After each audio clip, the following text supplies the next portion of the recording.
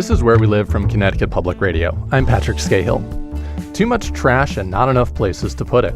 This legislative session, Connecticut's waste management crisis is already a top-ticket item for lawmakers. Before it began, the co-chair of the State Environment Committee said he's focused on finding solutions. Katie Dykes, Commissioner of the State Department of Energy and Environmental Protection, said the dwindling options for waste disposal in Connecticut present a silent crisis. The crisis got worse last July. That's when a major waste plant closed. The Materials Innovation and Recycling Authority, or MIRA, closed its Hartford incinerator, forcing more of Connecticut's trash to out-of-state landfills. Food collection programs are one way the state hopes to cut back on how much we throw away. A state grant program is helping to implement food waste collection programs, and there are already scrap collection offerings in Middletown and West Haven. Coming up, we hear from the nearby city of Cambridge, Massachusetts, where citywide food waste collection is now a mainstay. Plus, Alaina Wood is a climate communicator known as the Garbage Queen. She'll answer all of your questions about trash and climate anxiety. Call us at 888-720-9677, 888-720-WNPR, or find us on Facebook and Twitter at Where We Live. Here to help us dig into the waste crisis first is our guest, Cole Rosengren, lead editor for Waste Dive. Cole, thanks so much for coming on today. Hello. Hello, good morning. So I guess, Cole, first, maybe some terminology here. I know waste energy can mean a lot of things, but in general terms, what do we mean when we say a waste-to-energy plant? Yeah, roughly, the idea is there's different types of technology that are used, but you're taking the waste and you're trying to get caloric value, energy value out of it. So in the case of the MIRA plant that recently closed, it was an old coal plant, and they converted it over to be a recovered fuel for waste plants. So they'd process the waste, get it together, and then make steam out of it to make energy. And so we should just differentiate real quickly. A lot of people who drive by the MIRA plant here in Hartford see it's obviously a facility that wasn't closed with a big smokestack. This is different from a burn pit, right? Correct. Yes. These facilities have to operate under federal and state emissions guidelines. Doesn't mean there's, of course, not room for further improvement, especially in environmental justice communities. People call this out, but they are meant to be filtering their emissions and trying to limit what's going out in the air. Okay. So we mentioned, the plant closed in July. Generally speaking, why was this a big deal? I know a lot of people don't think about trash and care about it sort of beyond curbside, but why was it a big deal when this plant closed? Yeah, the MIRA plant was handling a very large share of the state's waste. And now that it's closed, the vast majority of that is getting exported to other states. So based on recent data from the state DEP, the amount of waste being exported is estimated to have doubled now that the MIRA plant is closed. And what that means is it's going generally by truck to landfills in other states and other people's communities. In this case, a lot of it going to Pennsylvania, to my knowledge. And, obviously in New England, particularly in southern New England, this is a densely populated area. My assumption would be, there's not going to be landfills that are popping up in this region at a very high rate. Correct. No, it's gone the opposite direction. The Northeast disposal capacity is expected to continue to decline in the coming years. I'm up here in the Boston area myself. Massachusetts is not expected to open any new landfills or allow that. Maine has been limiting waste coming in. Vermont is down to one landfill. New Hampshire, for now, is still taking some, but not much. Same with Rhode Island. So it's going farther west to, upstate New York, Pennsylvania, Ohio, maybe down south. But even there, there's room, but people are not eager to have new landfills or new incinerators. Why are they not eager? I mean, maybe some of the reasons are obvious, but what are those conversations like when these projects are proposed? Yeah, it's a big deal in terms of, environmental justice considerations. Some people raise quality of life issues. There's a lot of truck traffic coming in and out of these facilities. Concerns about emissions. When it comes to landfill, there can be concerns about groundwater effects. Again, of course, the facilities try to mitigate these things and operate within the regulatory requirements. And with a landfill, too, it's just a lot of space, a lot of acreage that is taken up. And that was part of why, these waste energy plants became more popular in the 80s and 90s, was that they could be sited in cities. It's common in Europe and other countries to see this, and, it takes less space to do so. Well, and I wanted to ask you about that. So, here in Hartford, a little further north on the highway here, there is one of those old landfills that Hartford operated. It's covered now. There's actually solar panels on top of it. But, for a long, long time, this was basically just a mountain of trash. I guess speak a bit about kind of that idea. Why again, sort of why these aren't popular in these cities. Yeah, like I said, it takes up a lot of space, and it's a multi-decade time frame before a landfill can be considered fully closed. Sometimes even after that, not 100%. Something you can walk away from in terms of managing. There's gases that come out. Methane gas is a big factor. This comes from decomposing food waste and organic material, which of course is also a big contributor to climate change issues, much more potent than CO2. Concerns about just all these things that happen, and it's a lot of space to take up. Sometimes you can like say put solar panels on, maybe a golf course or a park. That does happen, but it takes up a lot of valuable real estate in cities. And I guess my broader question there being, in some ways it seems like we're kind of turning the clock back now, right? You mentioned that the Mirror plant was a plant that was converted decades ago as an old coal plant to a waste energy plant, with the idea being, hey, we're creating this waste here in Connecticut. We want to manage it within our state borders. We don't want to landfill it, so we'll do this. But now we're landfilling it somewhere else. We're kind of shipping out our waste to another community and saying, hey, you all deal with it. Yeah, no, and this idea of self-sufficiency comes up a lot with people who are proponents of the waste energy technology. I would say the situation in Connecticut is not unique. There's many major cities now. It's less and less common for them to have the disposal infrastructure in the city limits anymore. They're now sending it out elsewhere too, kind of making it somebody else's problem to deal with in these other communities. And there are efforts now in Connecticut and elsewhere, which I imagine we'll talk about, to try to limit the amount of waste that needs to be disposed in the first place through recycling, through composting. But, those things take time, have their own complications, and there's still going to be a need for disposal for a while. And it's only going to get more expensive too. That's the factor. It costs more to export this stuff farther, labor, fuel, all these things. Connecticut towns and cities are paying more now to deal with their trash. That coupled with recent price trends across the country, inflation, I mean, are we seeing that those costs are going up, or are there any trends you're observing there? Yeah, going up substantially, not just in Connecticut, the Northeast, but around the country. We at WasteDept, we track the full U.S. waste and recycling industry, and all companies of all sizes, from the largest publicly traded down to smaller private ones, are raising prices now to keep up with labor inflation.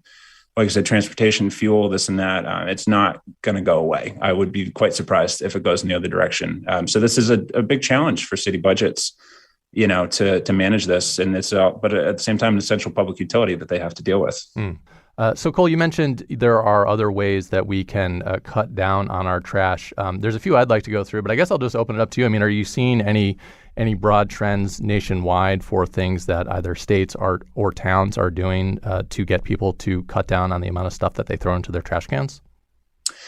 Yeah, there's a few different categories. I'd say probably the type of state policy that's been getting a lot of attention lately. It's a concept called extended producer responsibility. The idea being that the companies who make the packaging, which we're all buying, will have some kind of financial stake in figuring out what happens to it on the back end. We see this in other countries. We see this in Canadian provinces. And now there are 4 U.S. states that have passed laws in the last couple of years and are working toward setting up systems for that. It's been discussed in Connecticut as well. Nothing has passed, but it's a possibility. Some people think that could really boost the level of recycling, modernize the system. So that's one big area. Container deposit laws, or bottle bills, which Connecticut does have and has actually expanded, which was a rare feat. It's pretty hard to get one of those expanded. It was years in the making. Yeah, that was a big deal. Yep. To add, I know as of January 1 this year, Connecticut residents can put more stuff in the stream that they couldn't before. And then as of next year, the deposit will go up to 10 cents. So that a lot of people think could really help. And then the final one is food waste, which makes up at least a third, if not more, of the waste stream.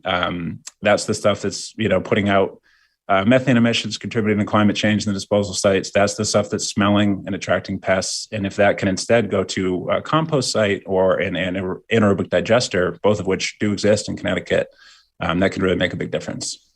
So Cole, obviously so much of waste disposal has to do with costs, as you were mentioning. Those costs are going up. A lot of the ways that you just described to cut down on trash deal with costs, but they're kind of shifting the cost, extended producer responsibilities laws. The consumer can maybe pay some of those costs up front if they purchase something, but companies are also putting up money there too. One other one, pay-as-you-throw programs or unit-based pricing. This is a way to kind of directly put the cost of throwing stuff away on consumers. Can you sort of explain what that is and how that works? Sure. We hear it described as pay-as-you-throw. New York City, they like to call it save-as-you-throw because they've had some political challenges getting that through, so they're trying to make it more palatable. But the idea being that as the same way we pay for our water or electricity or anything else based on volume, the same would happen for trash. And so there's different ways that it can be done. Sometimes there's a special colored bag or a tag you need to put out your trash. Sometimes different size of trash containers. It's done different ways around the country. But the idea is to, incentivize more recycling and when it's available, more organics recycling, composting, and charge more for the trash that has to go to a landfill or an incinerator. Okay. So we'll be talking a bit about food waste and food waste recycling a little bit more in the next segment. I guess, Cole, before we take a quick break here, you report on trash all around the country. I'm sure you're looking at what other nations are doing as well. How would you compare Connecticut regionally or nationally on waste management innovation? Yeah, it's an interesting time for Connecticut. Before Mira closed, it was at one time the largest user of waste energy, in terms of self-sufficiency. So a lot was staying within the state. That had been a state policy that had been happening. But now the costs are going to go up. That's going to be a factor, and that they're not alone in that. I would say there's more movement than some areas. Some states, some of these things we've talked about are not happening and are not expected to happen anytime soon. But people also view Connecticut as having room to improve in terms of, possibly tightening laws, tightening regulations on this, helping provide more support to local governments. Dept, just rolled out $5 million in grants to help cities and towns recently. That was beneficial. More could happen. So I'd say it's, maybe middle of the pack, if not above average, in terms of what's happening around the country. We're going to take a quick break here. This is Connecticut Public Radio. You're listening to Where We Live. I'm Patrick Scahill. Cole, you can stay with us, and we'll be right back. Coming up, we'll hear from the recycling director of Cambridge, Massachusetts, where they're in their 5th year of citywide food waste collection. And later, the Garbage Queen answers your questions. Find us on Facebook and Twitter at Where We Live.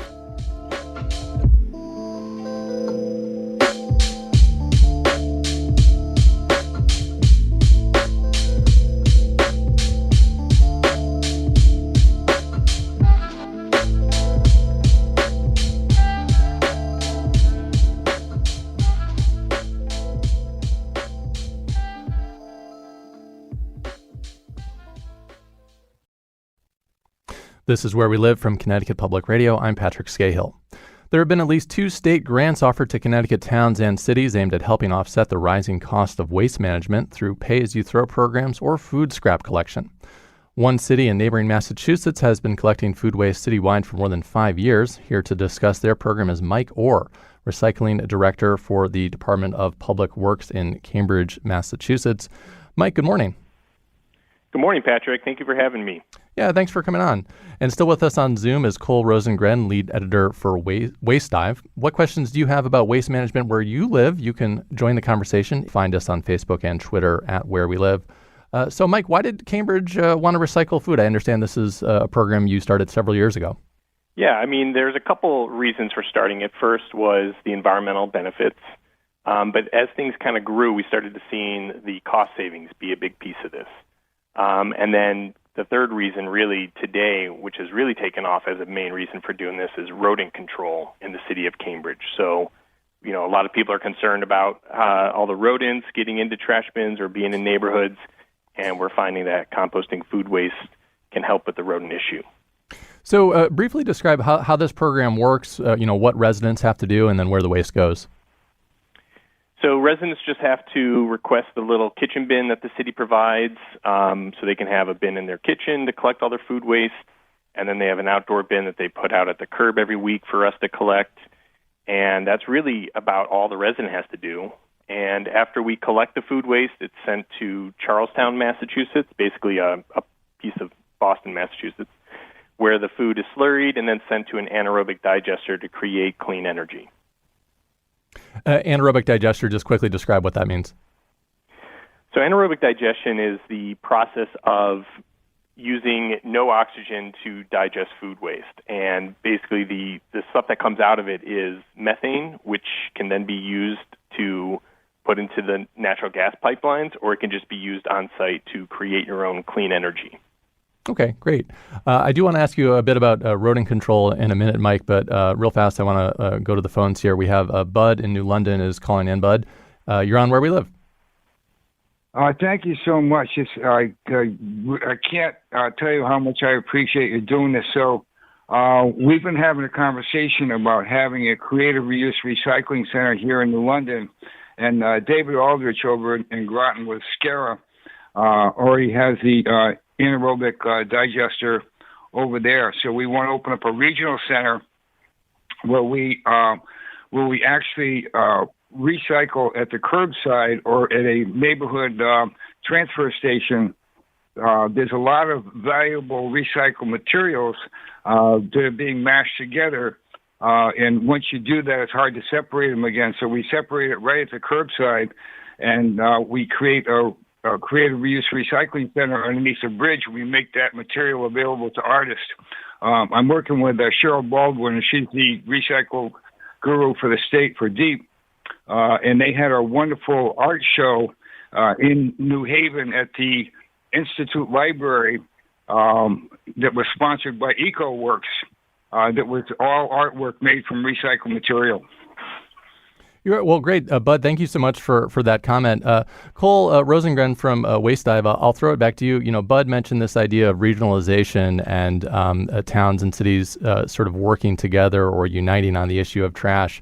I guess maybe just speak a little bit about, we talked about costs earlier, the power of numbers here. When communities come together to collaborate on this versus trying to take it, piece by piece, I imagine that could be a beneficial thing and a way to perhaps cut down on costs. It certainly can. It's definitely, you get more, like you said, more value from the scale to come together with this. Sometimes it can even be easier to site infrastructure in terms of where the material is going to get dropped off, where it's going to get handled.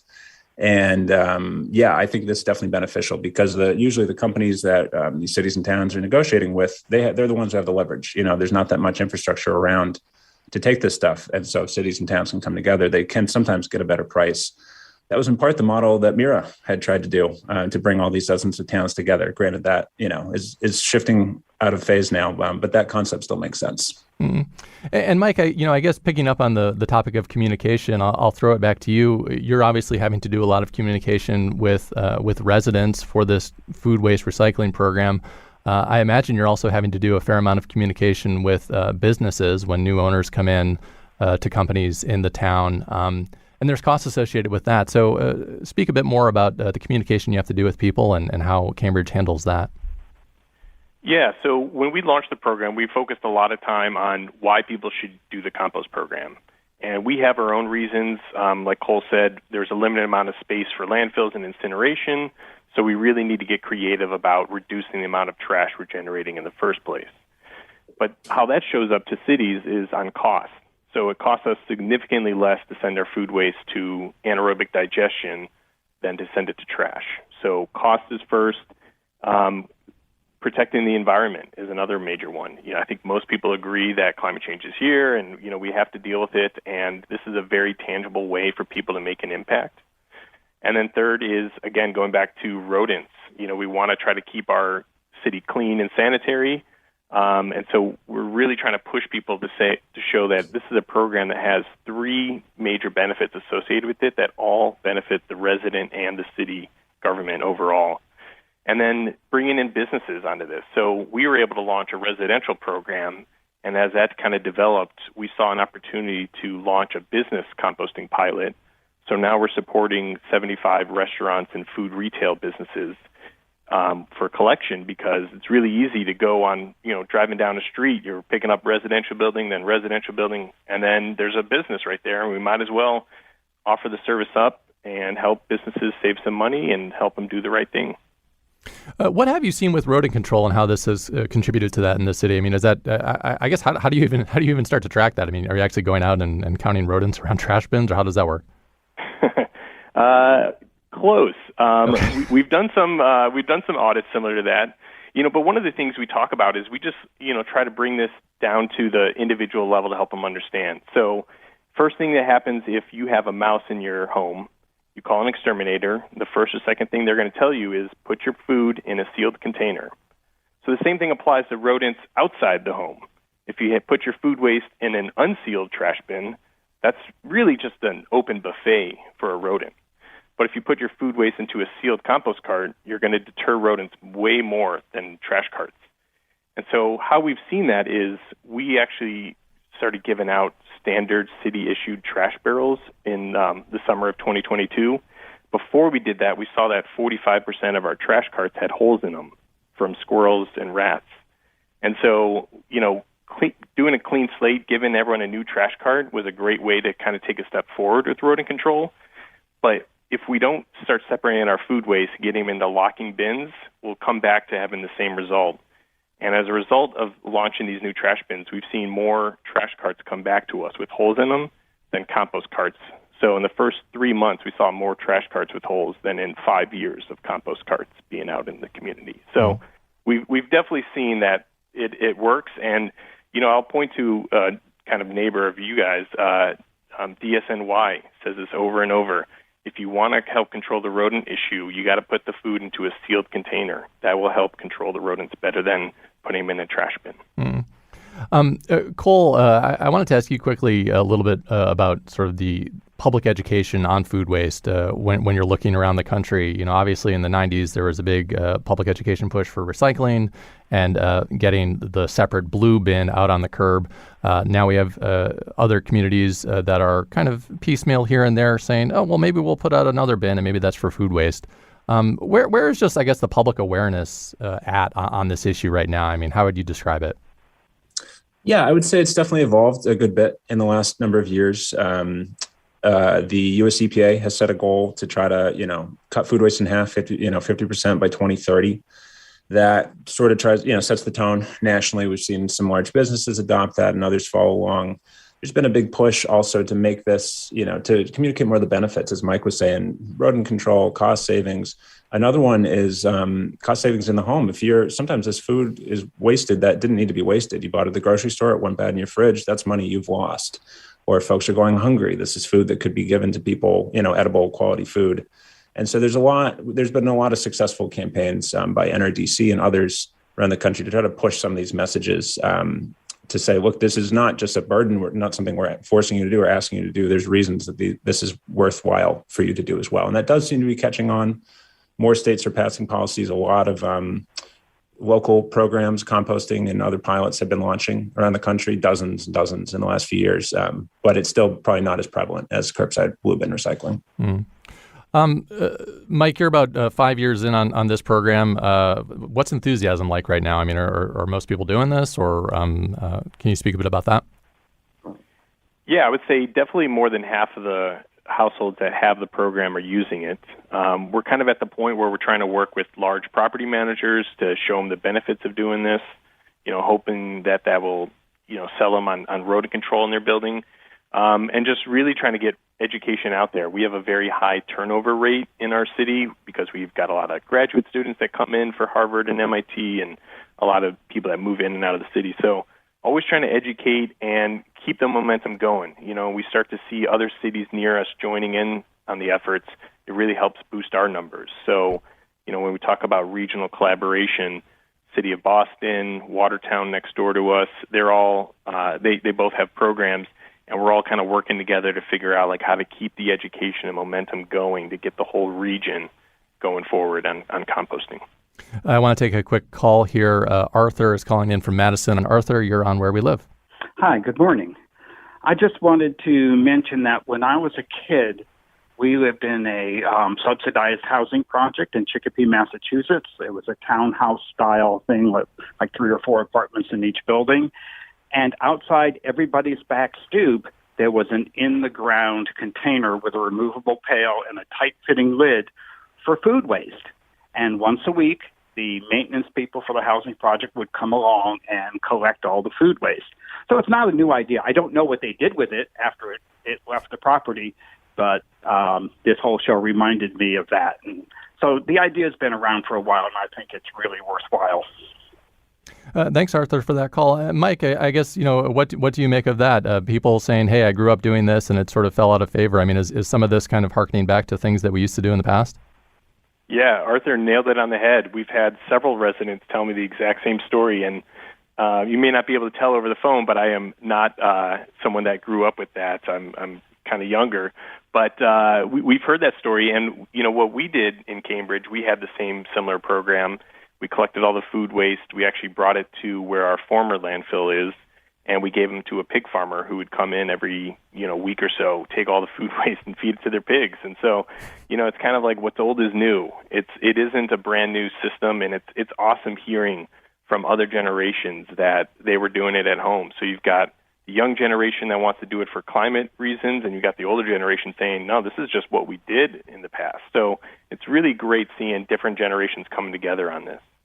From Connecticut Public Radio, this is Where We Live. I'm Patrick Scahill. You were just listening there to Mike Orr. He's a recycling director in Cambridge, Massachusetts, and Cole Rosengren, Waste Dive lead editor.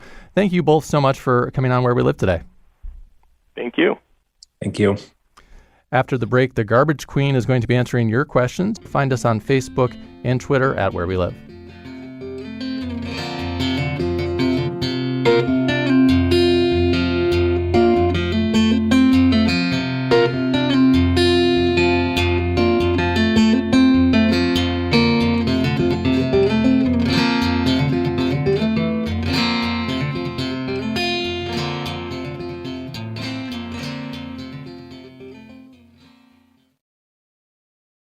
This is Where We Live from Connecticut Public Radio. I'm Patrick Scahill. Finding ways to address climate change in our everyday lives can feel overwhelming, but there are plenty of actionable steps to take. So says Alaina Wood, aka the Garbage Queen. She runs a climate communication platform by the same name, dedicated to climate science and solutions, and she joins us on Where We Live right now. Alaina, thanks so much for coming on. Hi, thanks so much for having me, Patrick. I'm very excited to have this conversation. Glad you're here.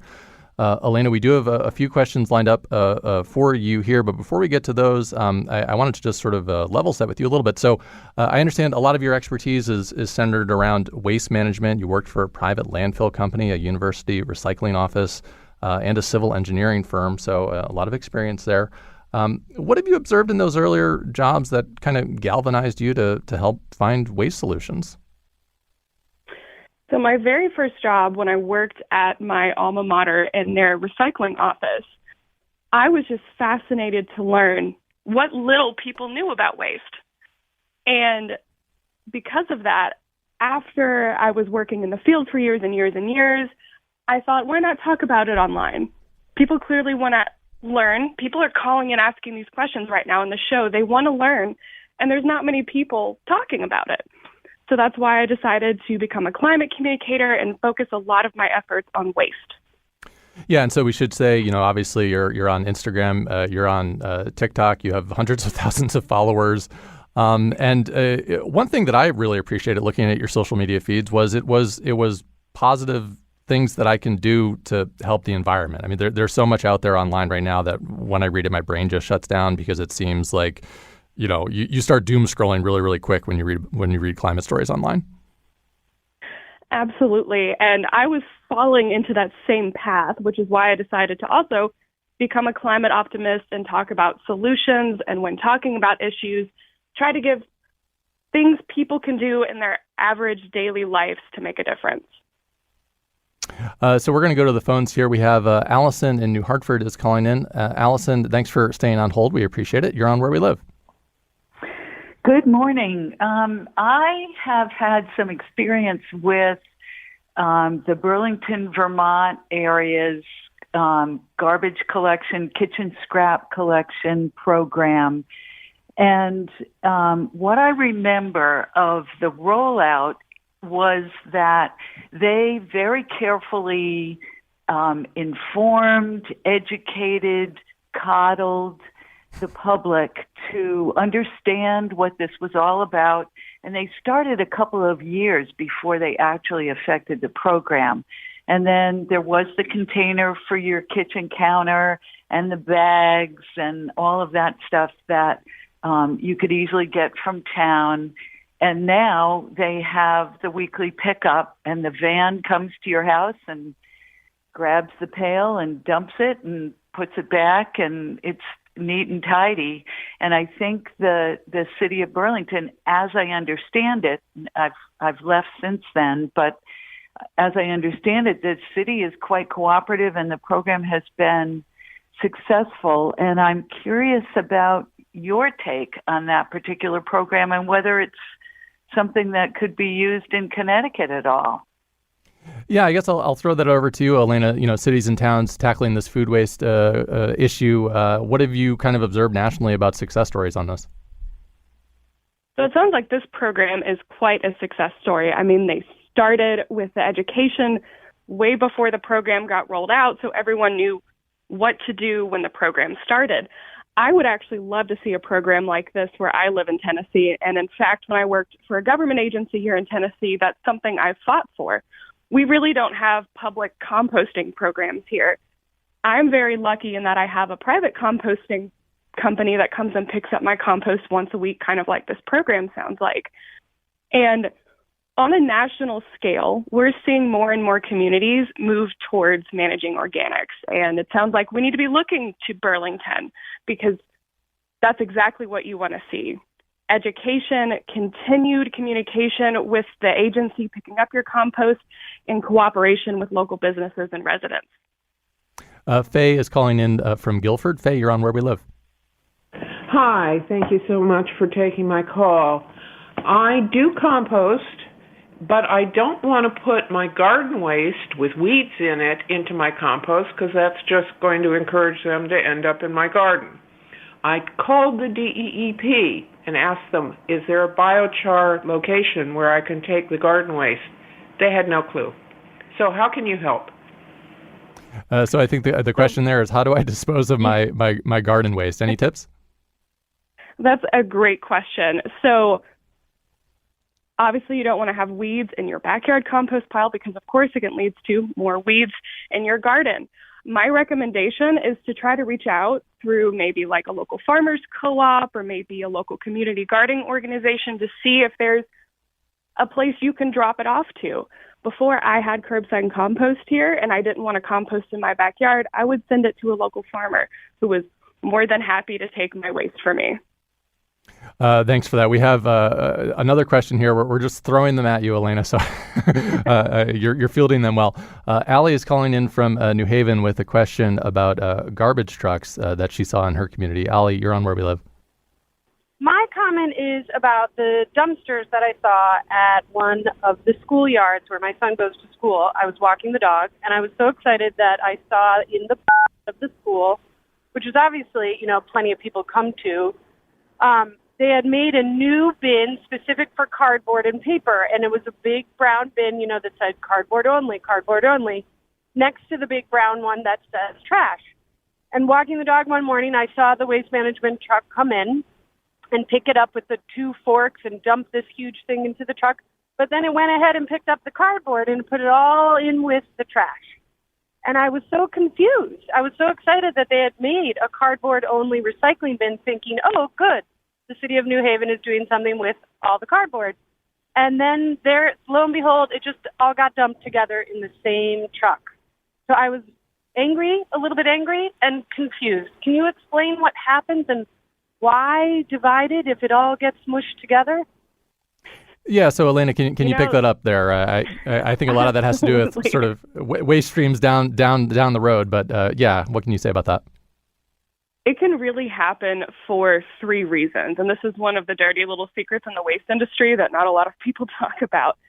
So one reason it could happen where both waste streams go in the same truck is it may go to a materials recovery facility that tries to get recycling out of both the trash and the recycling waste streams. This is quite expensive and quite labor intensive, so you don't see it that often, but it does still exist. Another reason is because the recycling waste stream was contaminated. It was too dirty, it was too full of things that couldn't be recycled, and it had no choice but to go in the trash. That's why it's really important we follow our local recycling guidelines to prevent that from happening. And then lastly, this happens sometimes, and it entirely depends on the downstream market for the recycling material. Sometimes it's just too expensive to recycle the product, and temporarily it might have to go to a landfill. Although more and more areas are having storage spaces for recycling to prevent this from happening. So it could be there's no money in recycling right now. It could be the recycling is too contaminated, or it could just go to a very specialized facility. Lori on Facebook wrote in with a comment recommending the graphic novel Trashed, saying it packs a punch by literally illustrating the cold, hard facts about waste in America. Alaina, you got to a few of those there, actually, in your answer. I guess just, at a high level, sort of what are you seeing about the stuff that we're throwing away? And maybe I'll even just fine-tune that question a little bit. Let's talk about food waste. A lot of the stuff that we put in the trash can is food. In fact, the EPA says it's a lot. It is a lot. So one of the main forms of waste in our municipal trash is organic. So it is food waste and other things that can compost out. And in fact, one of the biggest issues we see at landfills outside of potential groundwater pollution from just trash is landfill gas generation due to organics. So the main reason we have that stinky landfill smell is because of organics such as food waste breaking down in our landfills. And it can be very expensive to try to manage this gas because no one wants to smell it. No one wants it around, and it contains methane, a greenhouse gas that is more potent in the short term than carbon dioxide. So when it comes to future waste management, moving towards managing organics seems to be the key. Yeah, here in Connecticut, according to the state's most recent waste characterization study, 41% of what residents throw away is organic material. So think food scraps, yard waste, stuff that can be composted or converted into energy through anaerobic digestion or processed into animal feed. And here in Connecticut, food scraps alone represent 22% of residential trash. So when I say a lot, I mean, it really is a sizable amount of material that's going in. What are some, I guess, quick things people can do to maybe cut down on the amount of food that they're throwing away? Great question. So one of the things I love is having a giant Ziploc bag in my freezer that I fill with veggie scrap. I do that too. I'm chopping up stuff for dinner. And then I save it and I make stock with it later on or use it to add it into recipes. Another great way is to only buy what you need at the grocery store.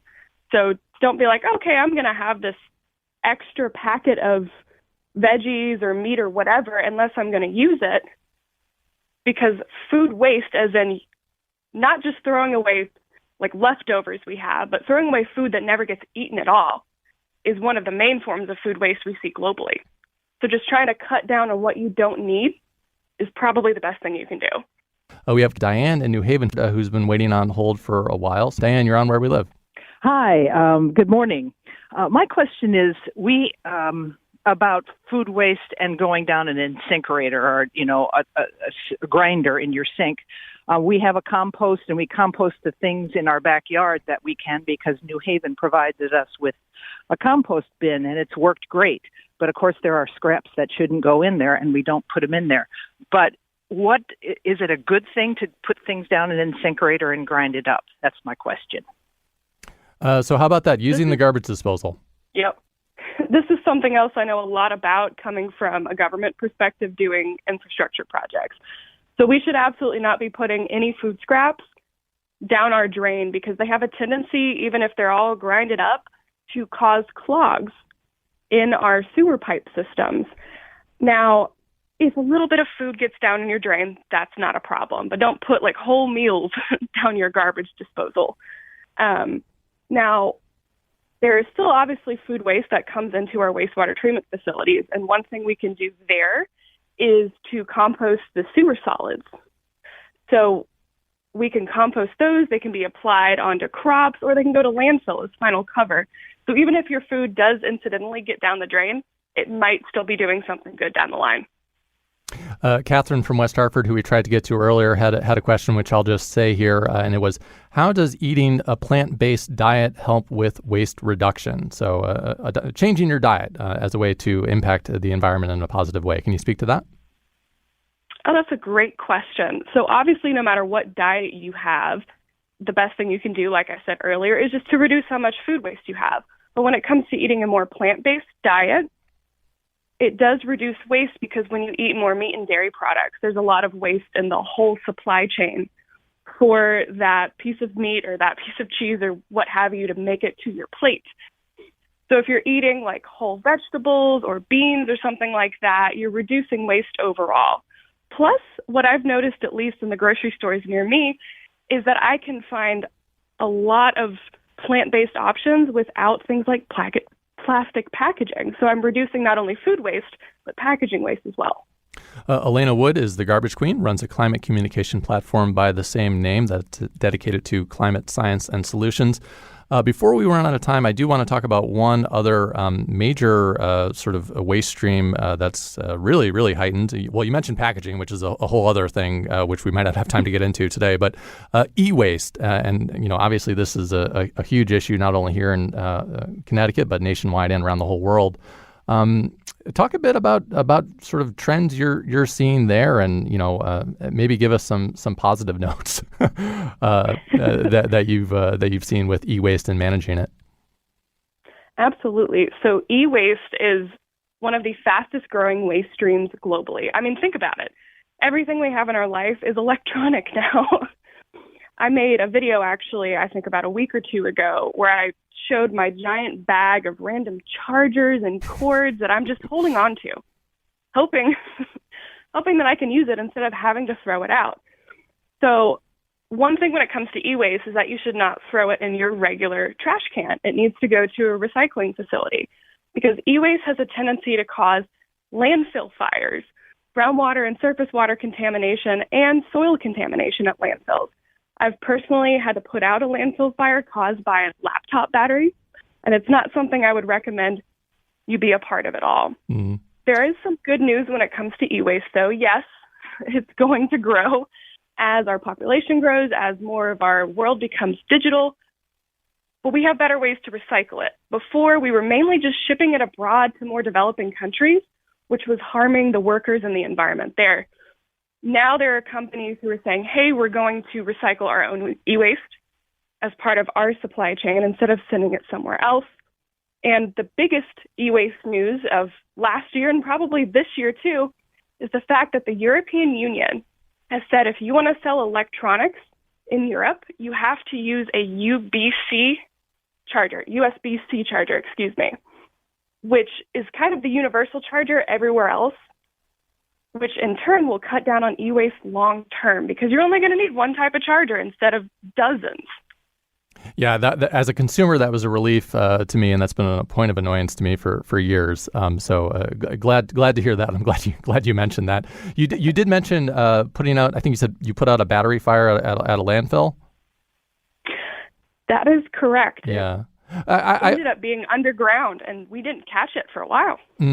I wanted to ask just quickly about batteries. So obviously, a lot of batteries do make their way to landfills. If I have old AA batteries at my house, or if I have a lithium-ion battery, a rechargeable one in my laptop, like where should those be going? So ideally, they would be going to an e-waste drop-off facility, hopefully run by your local government. But I understand that's not accessible to everyone. Not every government does that. So if you don't have that in your area, try stores like Best Buy, Lowe's, Target, Staples, Office Depot. A lot of them have recycling programs specifically for batteries, but other forms of e-waste too. We just have a couple minutes left here. Real quickly, I just wanted to talk to you a little bit about, I guess, the importance of positivity when we think about the climate and maybe managing our climate anxiety. So I guess, Alaina, I'm asking you to maybe kind of pull me out of the rabbit hole of climate horror stories that I kind of go down sometimes when I'm online.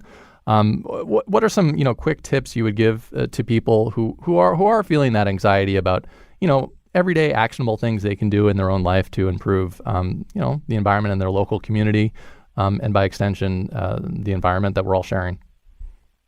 Yeah, great question.